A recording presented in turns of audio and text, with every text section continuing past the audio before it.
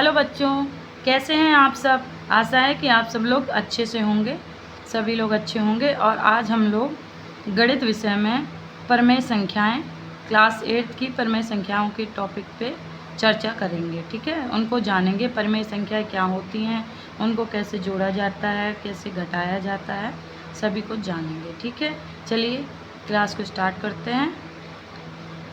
परमेय संख्याएं, सबसे पहले हम परमेय संख्या की परिभाषा लिखेंगे।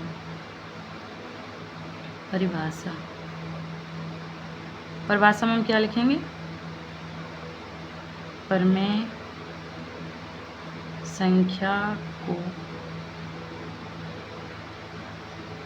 P/Q के रूप में परिभाषित किया जाता है, जहाँ P और Q पूर्णांक हैं। पूर्णांक, एक शब्द आया पूर्णांक। पूर्णांक क्या होता है? पूर्णांक, जैसे इसका अगर हम संधि विच्छेद करेंगे क्या होगा? पूर्ण प्लस अंक, यानी पूरा अंक। ऐसा अंक जो पूर्ण हो, ना तो दशमलव में हो, ना उसके बटे में कोई हो, उसको क्या कहते हैं? पूर्णांक। पूर्णांक 0 और जीरो प्लस की सारी संख्याएं और माइनस की सारी संख्याएं सभी सम्मिलित होती हैं पूर्णांक में। पूर्णांक क्या?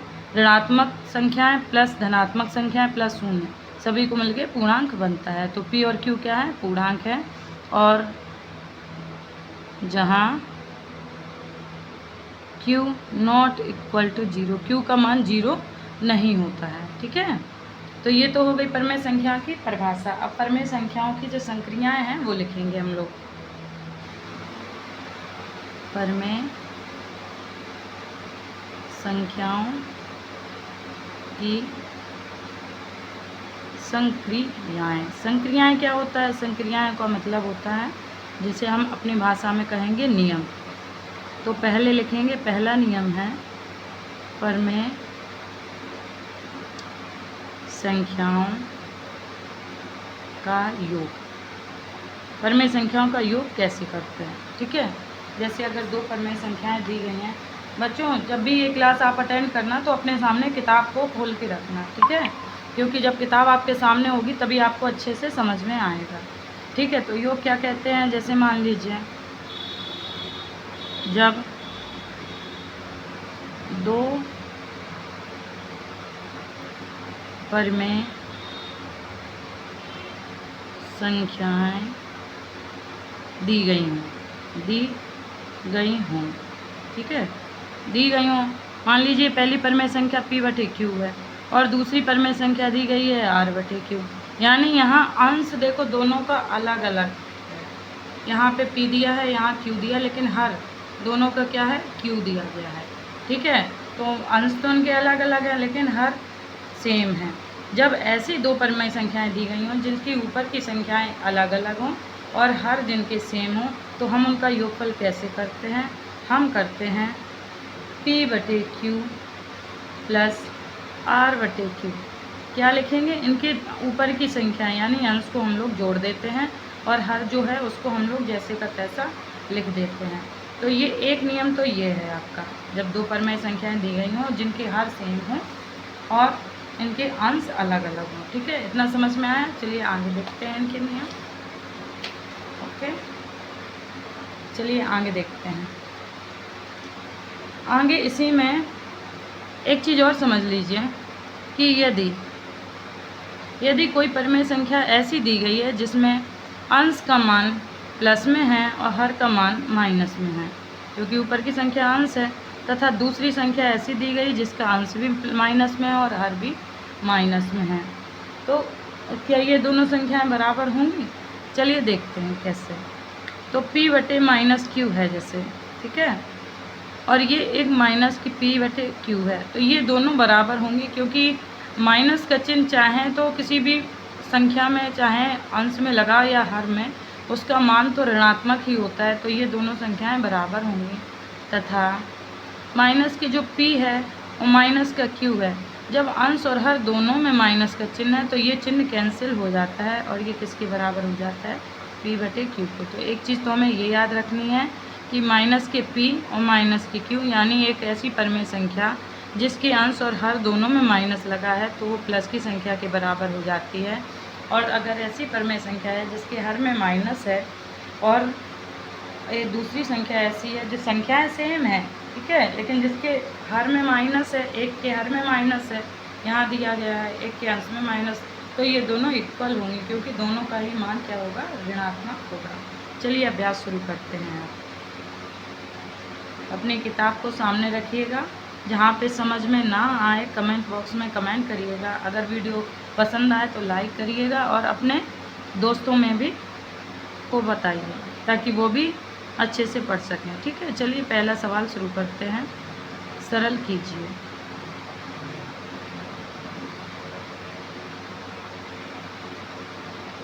(4/5) प्लस माइनस के 2/5, ठीक है। अब इसको जोड़ना है, ठीक है। इसको आप तभी हल कर पाएंगे जब आपको चिन्हों के गुणा का नियम पता हो। चिन्हों का गुणा, ठीक है। चिन्हों का गुणा क्या होता है कि जैसे मान लीजिए, यहाँ समझ लेते हैं हम कि अगर एक संख्या आपको दी गई है माइनस की है और दूसरी संख्या आपको दी गई है वो भी माइनस की है, तो दोनों माइनस माइनस की संख्याओं का जब गुणा होगा तो जो भी आपका उत्तर आएगा वो किस में होगा, प्लस में होगा। और अगर एक संख्या माइनस की है और दूसरी प्लस की है तो आंसर आपका हमेशा माइनस में ही आएगा। अगर पहली संख्या प्लस की है, दूसरी संख्या माइनस की, तब भी आपका आंसर माइनस में ही आएगा। और अगर दोनों संख्याएं प्लस की हैं और उनका गुणा हो रहा है तो आंसर आपका हमेशा, उत्तर आपका जो आएगा वो प्लस में ही आएगा।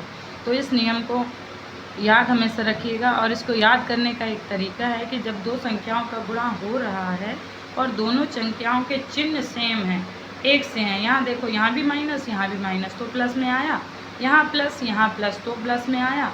इसका मतलब है कि अगर दो संख्याओं का गुणा हो रहा है और दोनों के चिन्ह सेम हैं तो उसका उत्तर हमेशा पॉजिटिव ही होगा, धनात्मक भी आएगा। और अगर एक संख्या का मान माइनस में है और एक का प्लस में है तो उनका आंसर हमेशा माइनस में आएगा, चाहे पहली वाली संख्या माइनस की हो या दूसरी वाली संख्या माइनस की हो, उसका उत्तर हमेशा माइनस में ही आएगा। तो बेटा इस नियम को हमेशा याद रखिएगा, ये नियम आपको आगे भी काम आएगा।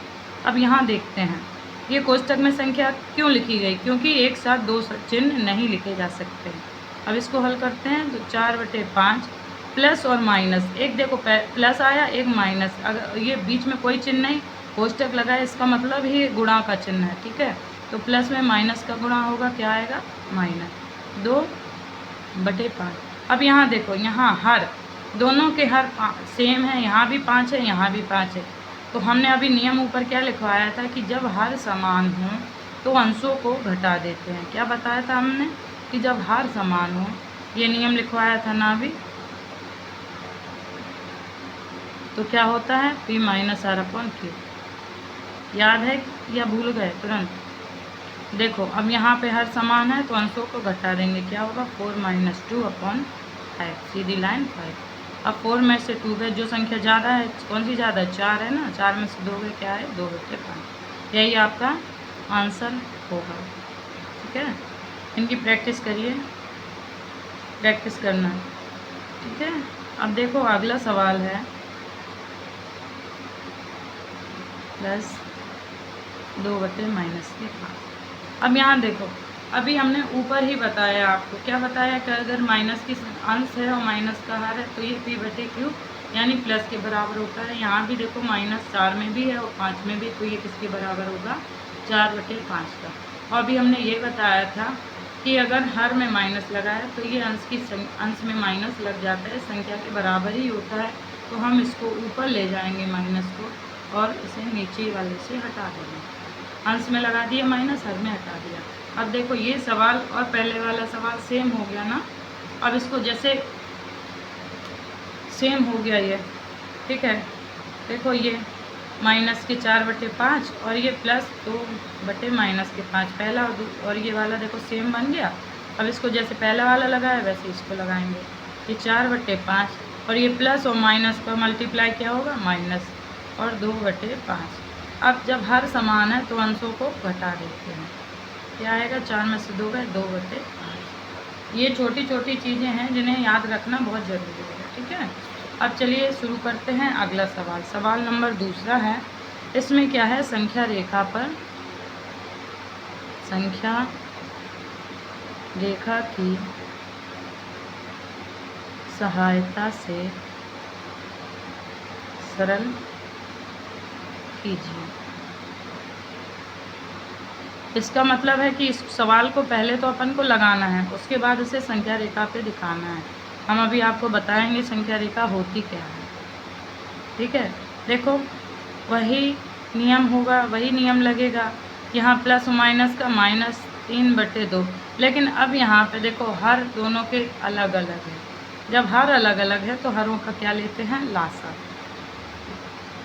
लासा क्या संख्या? लासा वह बड़ी से बड़ी संख्या होती है जिसमें दोनों संख्याओं से भाग चला जाए, जिसमें दोनों संख्याओं का भाग चला जाए। सबसे पहले किससे भाग देंगे? 2 से दिया जाता है। सबसे छोटी संख्या 2 है, सम संख्या 2 का भाग देंगे। 2 दूनी 4, 2 एकम 2, फिर 2 एकम 2, 2 एकम 2। इन दोनों को मल्टीप्लाई करेंगे, 2 × 2 क्या आया? 4। तो इनका लासा क्या होगा? 4। अब यहाँ जैसे ये परमेय संख्या है 3/4, तो इसकी नीचे वाली संख्या का भाग देते हैं लासा में। 4 का भाग 4 में देंगे, एक बार जाएगा। 1 का कहाँ करेंगे? इसी परमेय संख्या की ऊपर वाली संख्या में। तो 4 का भाग 4 में एक बार गया था ना, तो 1 का मल्टीप्लाई करेंगे इसमें। फिर -2 का भाग 4 में देंगे, 2 बार जाएगा, और 2 का मल्टीप्लाई कहाँ करेंगे? इसी की ऊपर वाली संख्या में। अब यहाँ 3 एकम 3 और 3 दूनी 6/4। अब यहाँ देखो घटाएंगे तो 6 ज़्यादा है, 3 कम है, 6 माइनस की है तो माइनस का ही चिन्ह। 6 में से 3 गए, 3/4। अब ये लग गया अपना सवाल। अब संख्या रेखा दिखाते हैं। ये है संख्या रेखा।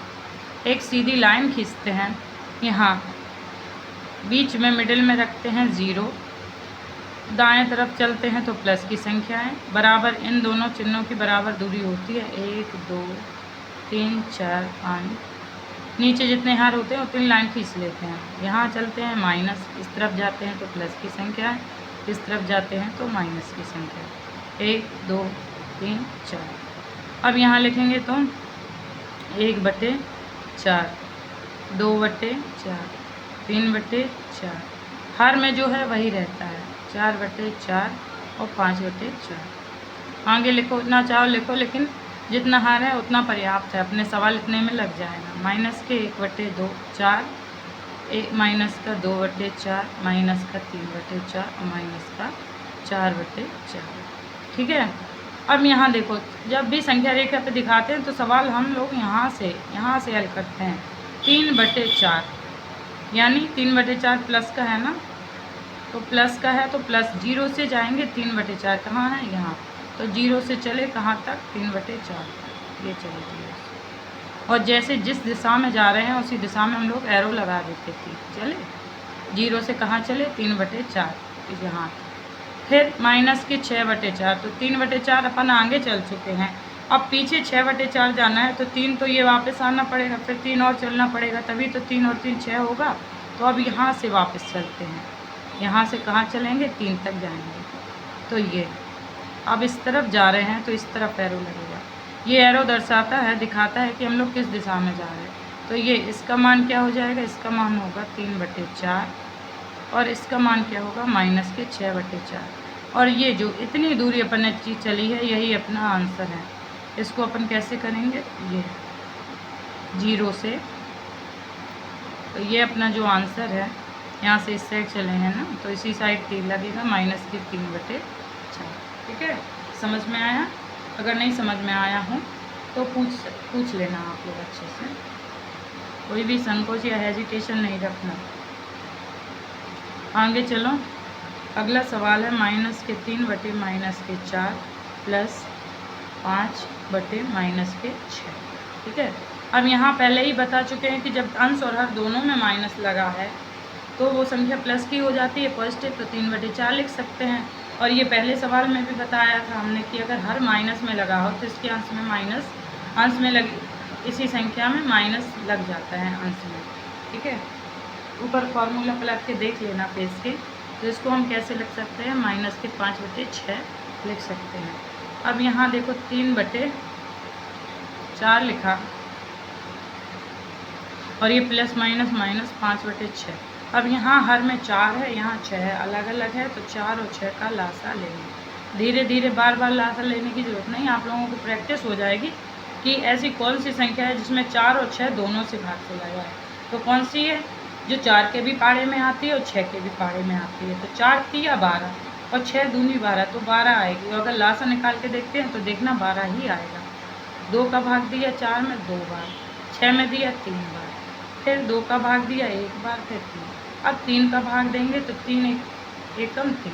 अब इनका गुणा करेंगे जब आपस में, क्या होगा, 3 दूनी 6, 6 दूनी 12 बताया था आपको। तो ऐसी संख्या अपन पहले से चुन लेते हैं जिसमें दोनों संख्याओं के टेबल में पहाड़े में आ रही हूँ या दोनों संख्याओं का भाग चल रहा है। तो 12, 4 का भाग 12 में देंगे, 3 बार जाएगा, 4 तिया 12, और 3 का कहाँ गुणा करेंगे, ऊपर वाली संख्या में, इसी संख्या की, इसी पर में संख्या की ऊपर की संख्या में करेंगे। तो 3 का 9, डायरेक्ट करना भी आप लोगों को सीखना पड़ेगा। और 6 का भाग 12 में देंगे तो 6 दूनी 12, और 2 का कहाँ गुणा करेंगे, 5 में, तो 2 पंचे 10। अब देखो 10 ज़्यादा है 9 कम है, तो 10 में से 9 गए 1 बचेगा, लेकिन किसका, माइनस का, बटे 12। जो संख्या ज़्यादा होती है उसी का ही चिन्ह भी आता है। अब देखो इससे संख्या रेखा पे दिखाएंगे। यहाँ देखो ये 9/12 प्लस की है और ये 10/12 माइनस की है, ठीक है। तो कहाँ तक अपन को चिन्ह करना है, 0, 9/12 तक।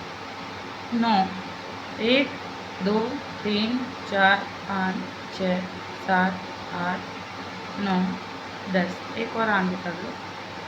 तो 1/12 हर में वही रहेगा, 2/12, 3/12, 4/12, 5/12, 6/12, 7/12, 8/12, 9/12 और 10/12। अब यहाँ करेंगे तो यहाँ माइनस के 10/12 है, लेकिन माइनस के 10 खाना करने की हम लोगों को कोई ज़रूरत नहीं है, क्योंकि आंसर तो हमारा माइनस का 1/12 आया है।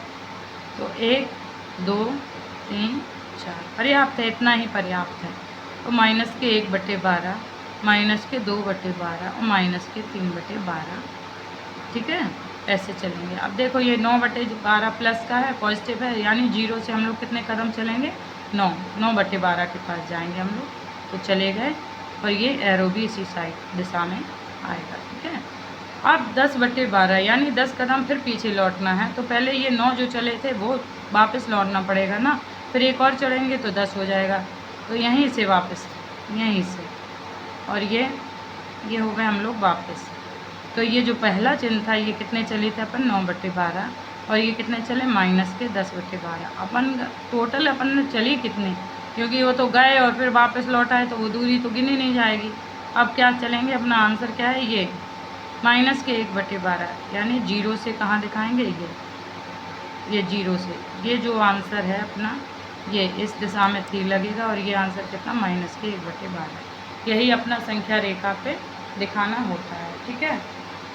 चलिए पेज पलट लेते हैं, अगला सवाल देखते हैं हम लोग, ठीक है। चलिए अगला सवाल देखते हैं, तीसरा सवाल, और तीसरा सवाल है, और यही इसमें इसके 2 और इसी में सवाल दिए गए हैं, बस इसके बाद ये चैप्टर फिनिश हो जाएगा अपना। लासा लेकर सरल कीजिए, ठीक है। इसको संख्या रेखा पे नहीं दिखाना है, केवल हल करना है। यहाँ देखो वही चीज़ बार बार आ रही है, देखो पता है ना, इसी की चिन्हों का गुणा जानना कितना ज़रूरी है। हर सवाल में चिन्हों का गुणा करना पड़ रहा है। तो पहली पर में संख्या को जैसी लिखी थी वैसे ही, प्लस और माइनस का माइनस, 7/16, 12 और 16। लासा लेके देखो क्या आएगा, सोचो थोड़ा सा दिमाग में, बिना लासा लिए क्या हो सकता है। 12 की पहाड़ा पढ़ो और 16 का पढ़ो, कौन सी संख्या है जो दोनों में उभयनिष्ठ है, दोनों में कॉमन है। 12 कम 12, 12 दूनी 24, 12 36, बच्चों को 48, 16 कम 16, 16 दूनी 32, 16 48। देखो 48 12 के बारे में भी आ रहा, 16 के, यानी इसका लासा कितना आएगा, 48। आप चाहो तो एक बार इसको चेक भी कर लो। देखो 2 छक 12, दुर्गट 16, 2 तिया 6, 2 चौको 8। सबसे छोटी संख्या से जब तक भाग जाता रहता है तब तक हम लोग देते रहते हैं। 3 1, फिर 3 से 1। अब गुणा करेंगे तो 2 दूनी 4, 4 दूनी 8, 8 दूनी 16 और 16 तिया 48। कितना आएगा? 48 ही आएगा। ठीक है, यहाँ मल्टीप्लाई का निशान लगा लो। ये कट्टम नहीं है, ये मल्टीप्लाई का है कि इसका गुणा इसमें हुआ, फिर इसका इसमें हुआ, फिर इसका इसमें हुआ, फिर इस 2 का इस 3 में हुआ। ठीक है, अब 12 का भाग देंगे 48 में, तो 12 दूनी 24, 12 तिया 36, 12 चौको 48। और 4 का गुणा कहाँ होगा? 5 में, तो 4 पंचे 20 और 16 तिया 48 और 30 सत्ते 21। कौन ज़्यादा है? 20 है कि 21? 21 ज़्यादा है और 21 माइनस का है, तो उत्तर देखो माइनस के 1/48 आएगा आपका। ठीक है, हमेशा यही बच्चे गलती करते हैं कि 21 में से 20 तो चले गए, 1/48 होगा, लेकिन क्या लिखेंगे? प्लस के 1/48 चिन्ह हटा देंगे। और गणित में चिन्हों का ही तो सब महत्व है। अगर चिन्ह आपने गलत लगा दिए तो सवाल आपका तुरंत गलत हो जाएगा। पूरा सवाल कितना भी सही किया हो आपने, गलत हो जाएगा। ठीक है, अब यहाँ देखो ये लास्ट सवाल है। अभी हमने ऊपर बताया था कि अगर कोई परिमेय संख्या है ऐसी जिसके अंश और हर दोनों में माइनस का चिन्ह हो तो वो प्लस के बराबर होती है। तो इसको हम क्या लिख देंगे? 3/11। यहाँ देखो प्लस और माइनस, फिर माइनस 4/33। 11 और 33 का लासा क्या आएगा? 33। 11 एकम 11, 11 दूनी 22, 11 तिया 33 और 33 एकम 33, तो 33 ही लासा आएगा। ये लासा आप लोग लेके खुद देखना।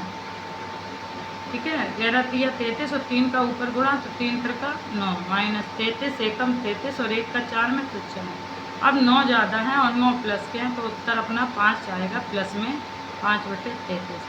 ठीक है बच्चों, आप लोगों को कैसा लगा? अगर अच्छा लगा हो तो वीडियो को लाइक करिएगा, कमेंट करिएगा और अधिक से अधिक बच्चों को बताइए, जिससे कि वो भी चैनल को सब्सक्राइब कर सकें और पढ़ाई कर सकें। ठीक है, धन्यवाद, थैंक यू।